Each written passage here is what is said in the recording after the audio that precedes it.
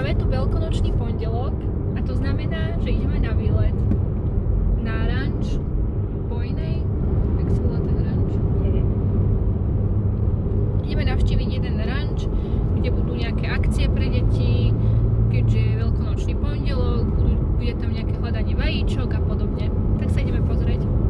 Cesta nám trvala zhruba hodinku. Išli sme kúsisko aj po takej krásnej ceste plnej zákrút, ako stvorenej pre Porsche. Narazili sme aj na otrasnú cestu plnú dier, hrbolov a kto vie čoho ešte. Na kamere to moc nie je vidno, ale teda triaslo to celým autom. Otrasné.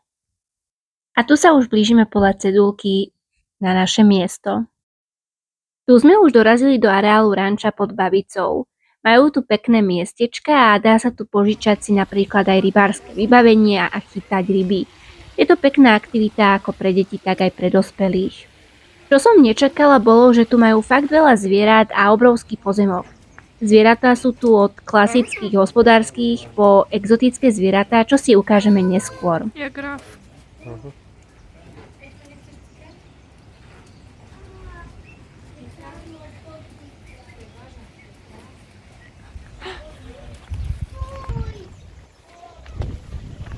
A už sme tu.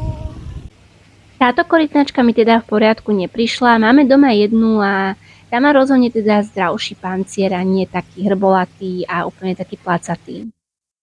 Majú tu napríklad aj levy a tigre, ktoré som nenatáčala, keďže mi ich prišlo ľúto.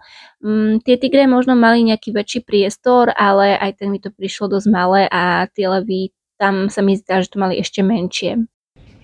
Daniel sa tu pokúšal privolať opičku, ale ako si mu to nevyšlo, skúšal to kľúčmi. Prvýkrát sa to zrejme podarilo, ale druhýkrát už nie. Ale prišla kvôli tomu, že počula asi nejaké známe hlasy a išli ich krmiť. Tie opičky boli zlatučké, skákali tam jedna radosť, ale teraz sa už poďme pozrieť na ten najlepší zážitok z celého dňa. A tými sú títo lemury. Naozaj bol to najsilnejší zážitok, ktorý sme tam mali. Krmivo bolo myslím za 2 alebo 3 eurá, bol umožnený prístup k ním, ale len na také tie 2 až 3 hodinky denne, boli zlatí, nikomu nešli síce na ruky, ale z dlaní alebo priamo z pohárikov si brali to papanie. To ti nezie, to ostatné. No, to ne.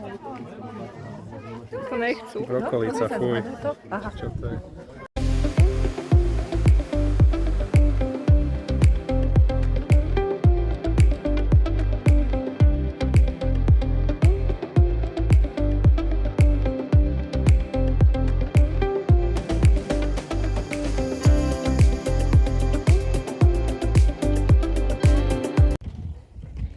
Teraz bežali, si úplne vynechala, tak to okrádaš ľudí o zábery.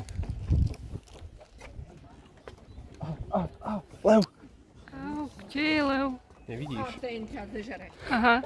Ide za tebou. Trnky a jelene mali najväčší výbeh, nad ktorým bol postavený taký dlhší most, po ktorom sme sa dostali do ďalšej časti, v ktorej boli rôzne vtáky, ako napríklad sovy alebo aj papagaj a rakúš. Potom sme dorazili do bufetu, kde som dostala najhorší hotdog v živote. Párok bol studený, rožok bol tvrdý ako kameň, ale ešte, že tá limonáda bola úžasná. Nezabudnite si pozrieť aj ďalšie naše cestovateľské videá, poprípade nás sledovať pre viac cestovateľských a dobrodružných videí.